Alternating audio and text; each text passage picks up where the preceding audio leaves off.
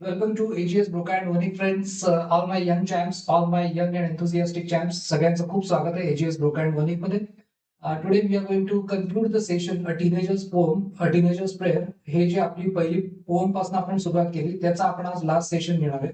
So we are going to discuss questions from your textbook. Maharashtra बोर्डाचं जे SSC चं lower level इंग्लिशचं जे textbook आहे त्यातले आपण उरलेले questions we are going to discuss, right?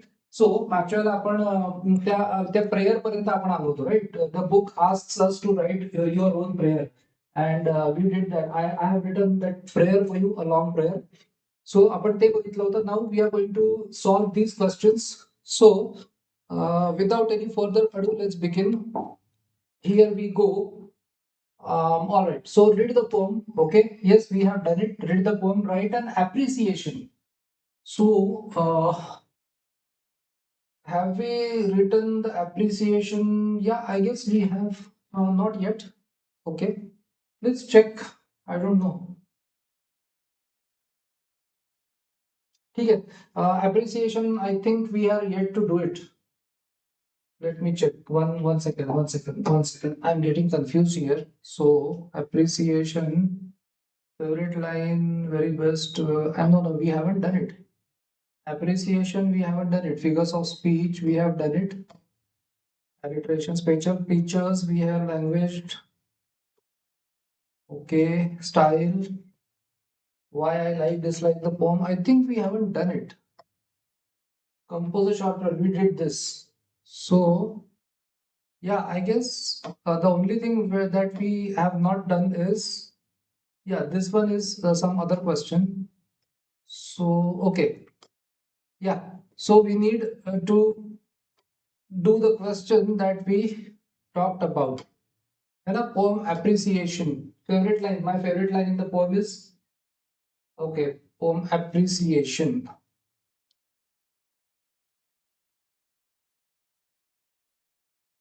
Okay, give me 1 or 2 minutes.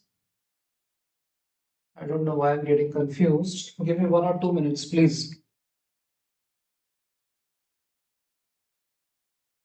Hello. Yeah.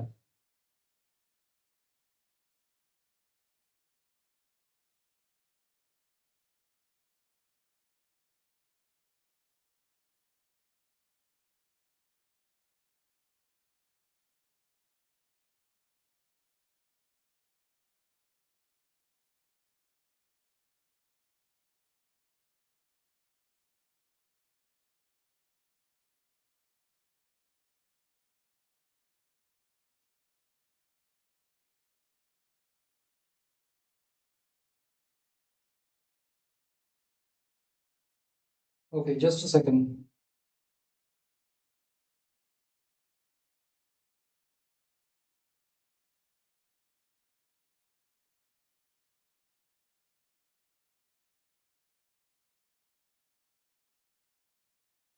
Yeah, just 1 second, please.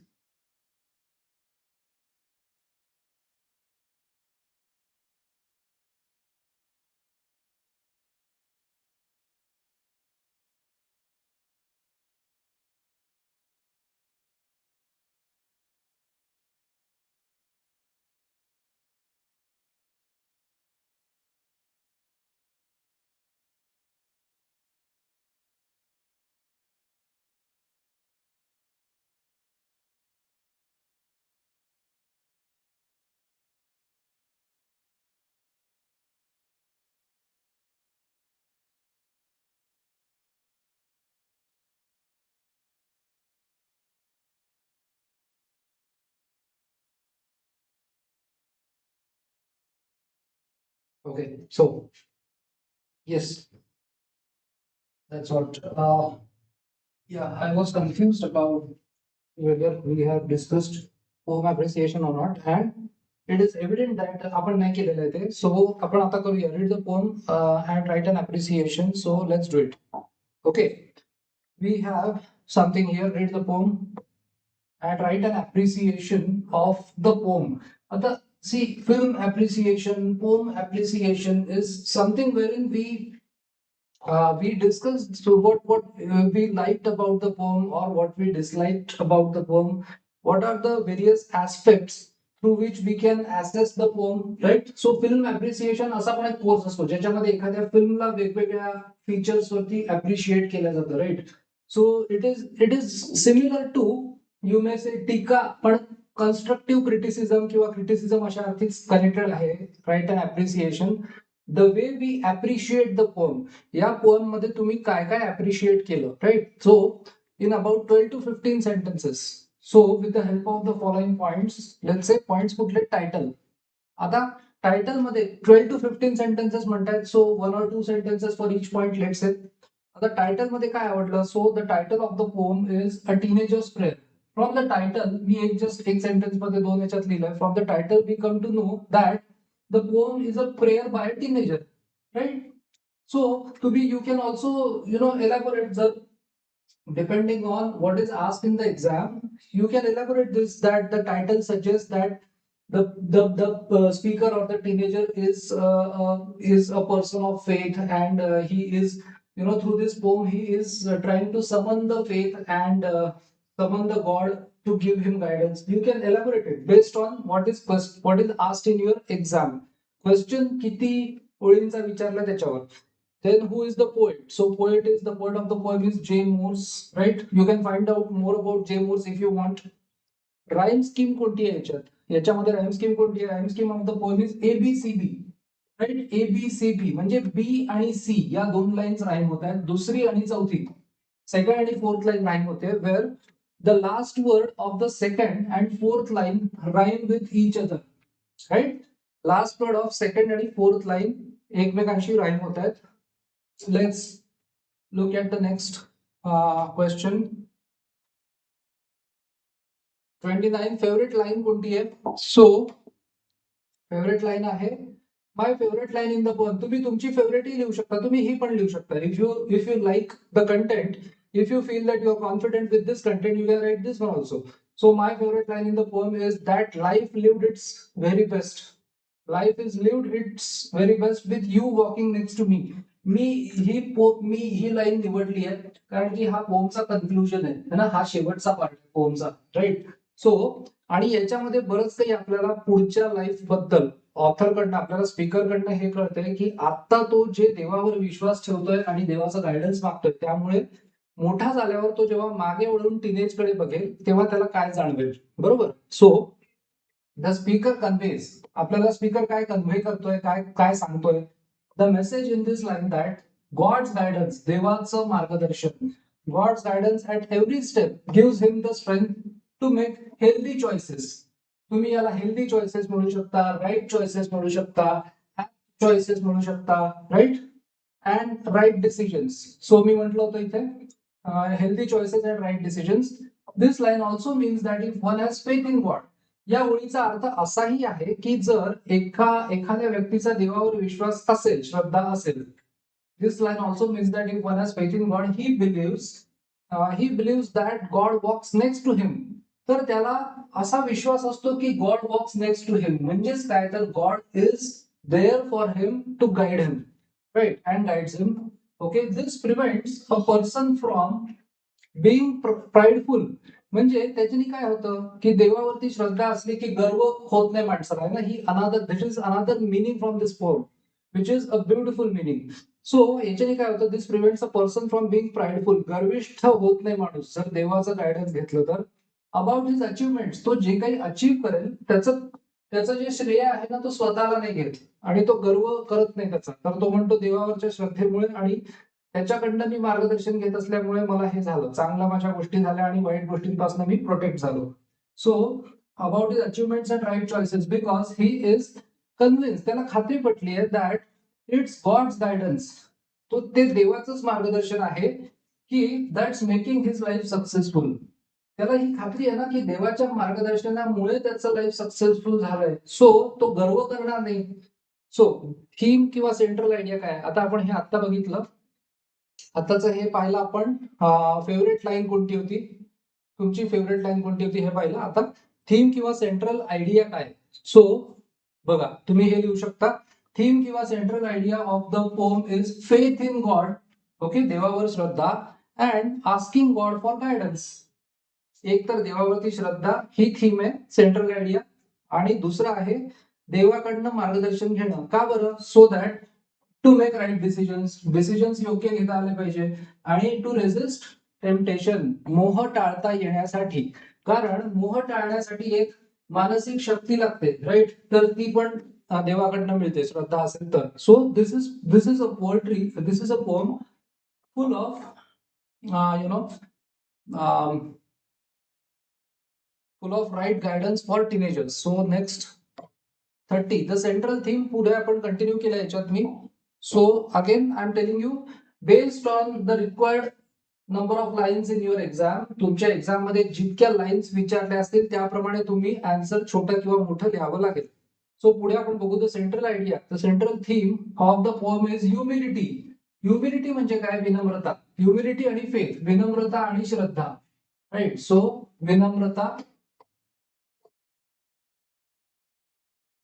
विनम्रता आणि श्रद्धा, which protects a person from ego.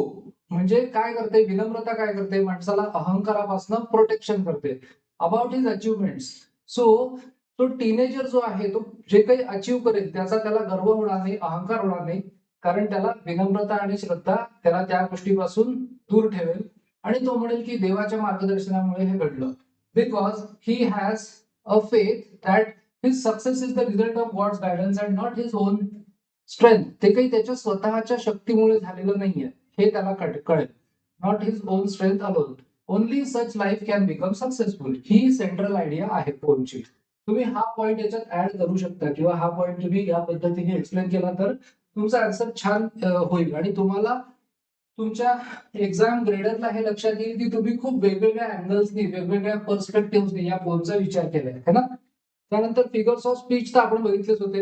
हे पोएम अप्रिसिएशन आपण करतोय. सेंट्रल थीम काय आहे, फिगर्स ऑफ स्पीच काय आहे, तुम्हाला आवडलेली लाईन कोणती आहे, पोएट कोण होता, ऑल ऑफ दिस.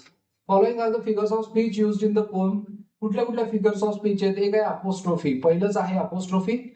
अपोस्ट्रोफी मध्ये expression such as please open up my eyes, है ना? Please open up my eyes पहिल्या याच्यात जे होतं, हेल्प मी लॉर्ड, माझी मदत कर देवा, डिअर लॉर्ड, प्रिय देवा किंवा हे देवा, where the speaker directly addresses someone. Apostrophe मध्ये काय होतं की स्पीकर अशा कोणाशी तरी डायरेक्टली बोलत असतो किंवा डायरेक्टली ऍड्रेस करत असतो, म्हणजे अशा कोणाशी तरी बोलत असतो. Someone or something or an abstract idea, ती एखादी नुसती एक आयडिया पण असू शकते, दॅट इज ऍबसेंट. सो एखाद्या व्यक्तीशी, एखाद्या गोष्टीशी, एखाद्या संकल्पनेशी तो व्यक्ती बोलत असतो तेव्हा तो अपोस्ट्रोफी असतो. दुसरं कुठलं आहे figure of speech? Inversion, decisions I must make. So या वाक्याचं खरं कन्स्ट्रक्शन काय आहे? I must make decisions. So inversion केलंय, इन्व्हर्जन मध्ये उलट केलंय हे सेंटेन्स. तिसरं आहे मेटाफोर, रूपक. रूपक काय आहे? The road of life and darken road, हे दोन रूपक वापरलेत. रोड ऑफ लाईफ म्हणजे काय? जो यशाकडे घेऊन जाईल, शांततेकडे घेऊन जाईल, आनंदाकडे घेऊन जाईल. आणि डार्कन रोड म्हणजे काय? जो त्रास, ताण तणाव, अपयश, नैराश्य याच्याकडे घेऊन जाईल. सो हे दोन रूपक वापरलेत. Now let's take a look at next part, which is number 4, alliteration. Alliteration मध्ये जसं की पहिला साऊंड रिपीट होतो, है ना? alliteration हे काय असतं? फर्स्ट साऊंड रिपीट होतो दोन कॉन्झिक्युटिव्ह वर्डचा. So I can choose to take, to आणि take, the road of life. त्यानंतर डिसिजन्स आय मस्ट मेक, म आणि म, आय मस्ट आणि मेक. सो हे झालं alliteration. आता विचारलंय स्पेशल फीचर्स काय आहेत या पोएम मधले. So type of the poem काय? टाइप म्हणजे it is a reflective poem, किंवा रिफ्लेक्टिव्ह किंवा डायडॅक्टिक पण म्हणता येईल. ही रिफ्लेक्टिव्ह आहे आणि डायडॅक्टिक आहे. डायडॅक्टिक म्हणजे काय? Which teaches us something moral, something about virtue, something about ethics, जे आपल्याला नैतिकतेविषयी काहीतरी शिकवतं. That is called didactic. हा शब्द तुम्ही वापरला तर याचाही तुम्हाला खूप फायदा होईल. तुम्ही याला सिम्पली मॉरल वापरू शकता. रिफ्लेक्टिव्ह एक याच्यामध्ये आहे ना प्रतिबिंब आहे, हे एक प्रतिबिंबासारखं आहे की तो जो टीनेजर आहे ना तो एक स्वतःशी तो बोलतोय, हे देवाशी बोलतोय, पण तो स्वतःशी बोलतोय आणि तो रिफ्लेक्ट करतोय. सो एक प्रतिबिंब असं आहे यात. मॉरल, त्यानंतर डिव्होशनल अँड लिरिकल पोएम आहे. Lyrical poem written as a prayer, प्रेयरच्या माध्यमातून ही पोएम लिहिली आहे. ही जी कविता आहे ती एक प्रेयर म्हणून लिहिलेली आहे. त्यानंतर लँग्वेज काय पोएमची?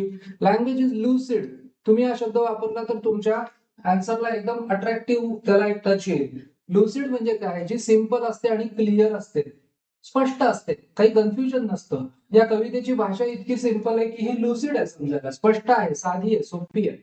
इट इज डिवोशनल, देवावरच्या भक्तीशी संबंधित ही कविता आहे आणि रिफ्लेक्ट सिन्सिअरिटी. या कवितेतनं सिन्सिअरिटी रिफ्लेक्ट होते, म्हणजे सिन्सिअरिटी दिसते याच्यात. विच अपील्स म्हणजे काय, जी आवडते टू टीन्स, टीनेजर मुलांना ही आवडते, कारण याच्यामध्ये सिन्सिअरिटी आहे, भक्ती आहे आणि ती कशी उपयोगात येऊ शकते, आपल्याला कशी चांगल्या मार्गावर नेऊ शकते हे आपल्याला दिसतं. म्हणून टीनेजर्स याच्याकडे आकर्षित होतात. सिम्प्लिसिटी आहे, कठीण भाषा नाहीये. It is pertinent to teenage years, जे टीनेज मधले इयर्स असतात त्याच्याशी ही संबंधित आहे, त्याच्याशी ही पर्टिनंट आहे आणि त्या वर्षांसाठी महत्वाची आहे. So teens find it relevant, त्यामुळे टीनेजर्स जे आहेत ना ते या पोएमला रिलिव्हंट फाइंड करतात. त्यांना असं लक्षात येतं की ही रिलिव्हंट आहे त्यांच्या लाईफशी, राईट. त्यानंतर पुढे बघूया आपण, आपल्याकडे काय आहे पुढे, लेट्स सी. स्टाईल मध्ये काय आहे, स्टाईल कशी आहे, तर स्टाईल आहे, स्टाईल इज परस्युएसिव्ह. परस्युएसिव्ह म्हणजे काय, तर एखाद्याला परस्युएड करणं, एखाद्याला एखादी गोष्ट पटवून देणं, है ना, एखादी गोष्ट कन्व्हिन्स करून देणं, पटवून देणं, that is persuasive. That is persuasive and reflective. Again या पोएम मधनं रिफ्लेक्शन दिसतंय, त्याची थॉट प्रोसेस दिसते किंवा त्याला याचं रिफ्लेक्शन मिळतंय या पोएम मधनं. तो रिफ्लेक्ट करतोय की श्रद्धेचा मार्ग कसा चांगला असतो. The speaker has conversation with God, देवाशी त्याचं संभाषण आहे स्पीकरचं, आणि ही एक्सप्रेसेस अन ऑनेस्ट डिझायर. तो काय व्यक्त करतोय, प्रामाणिक इच्छा, ऑनेस्ट डिझायर फॉर फेथ, श्रद्धा आणि देवाचे मार्गदर्शन यासाठी तो प्रामाणिकपणे इच्छा व्यक्त करतोय आणि त्याला आशा आहे. He is hopeful for a constructive आणि सिरेन लाईफ. सिरेन म्हणजे काय, प्रसन्नतेने भरलेलं, siren life. So siren is adjective, serenity आणि सिरेन हे कनेक्टेड वर्ड्स आहेत. सिरेन काय आहे, ऍडजेक्टिव्ह, आणि सेरेनिटी काय आहे, abstract noun. So constructive siren life. Tone कशी आहे, या पोमची टोन कशी आहे, the tone of the poem is devotional, है ना, डिवोशनल, सिन्सिअर. ज्या वाक्याची टोन आपण म्हणतो, म्हणजे त्या कवितेतनं, त्या वाक्यातनं, त्या पॅराग्राफ मधनं, त्या स्टॅन्झा मधनं आपल्याला टोन कळतो, म्हणजे त्याचा बोलण्याचं जो त्याची बोलण्याची जी एक अर्थता आहे, डिवोशनल, भक्तिपूर्ण आहे. त्याची टोन कशी आहे, ॲरोगंट नाहीये. याची टोन कशी आहे, विनोदी, ह्युमरस नाहीये. याची टोन आहे भक्ती मार्गावरती चालणारी, सिन्सिअर, प्रामाणिक, अर्नेस्ट, कळकळीची, ऑनेस्ट, प्रामाणिक, है ना. त्यानंतर होपफुल, आशादायी, आणि हंबल, विनम्रता. ह्या सगळ्या गोष्टी आपल्याला बोलण्याच्या टोन मध्ये दिसतात पोएमच्या. आपण म्हणतो ना, एखाद्याची टोन इतकी इतकी गर्विष्ठासारखी असते, त्याच्या बोलण्यात तर गर्व दिसतो. म्हणून याची टोन कशी, याच्यातनं भक्ती दिसते, सिन्सिअरिटी दिसते, कळकळीची विनंती दिसते, प्रामाणिकपणा दिसतो, आशा दिसते आणि विनम्रता दिसते. इम्प्लाइड मिनिंग म्हणजे याच्यातनं कोणतं मिनिंग निघतं, अर्थ काय निघतात. The poem implies that though it's true, की जरी हे खरं असलं, दॅट टीनेजर्स एन्काउंटर टेम्पटेशन्स. म्हणजे इम्प्लाइड मिनिंग मध्ये तुम्ही नक्की हे लिहू शकता की असा अर्थ आहे की जे टीनेजर्स असतात ते ते खरं आहे की ते मोह, त्यांच्या जीवनात मोह येत असतो, and have to have choices, आणि त्यांना अशी वेळ येते, परिस्थिती अशी असते की त्यांना चॉईस करावा लागतो डिफिकल्ट सिच्युएशन मध्ये. तरी पण they can certainly lead a successful life if it is based upon faith in God, if it's based upon faith in God and a sincere desire to seek His guidance for rejecting darkened road, right, and accepting the road to life. आता एक काम करूया आपण, हे sentence थोडं मोठं झालंय बघा. आता आपण बघूया हे कसं छोटं करता येतं आणि आपल्याला समजून घेता येतं. जेव्हा सेंटेन्स आपल्याला मोठं वाटतं तेव्हा त्याला फ्रॅगमेंट करायचं, त्याला तुकड्यांमध्ये ब्रेक करायचं. Okay, so the poem implies that म्हणजे ही कविता, या कवितेचा अर्थ असा आहे, ही काय इम्प्लाय करते, ही काय अर्थ सांगते.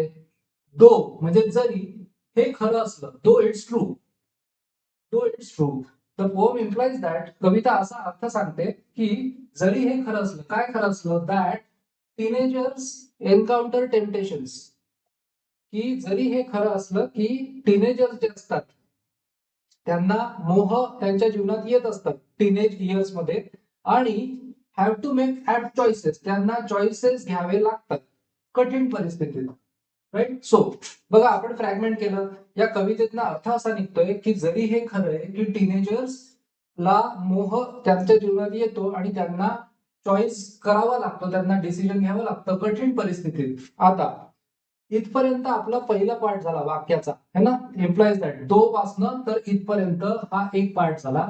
हा जो दो आहे आपल्याला सांगतो की या वाक्यानंतर जे आहे ते काहीतरी अपोजिट असणार आहे. सो हे जरी सत्य असलं की त्यांना खूप मोह येतो, त्यांना चॉईस करावा लागतो, तरी आता इथे दो वापरला आणि कॉमा दिला म्हणून परत तरी वापरायची गरज नाही आहे. सो पुढे काय, they can certainly lead a successful life.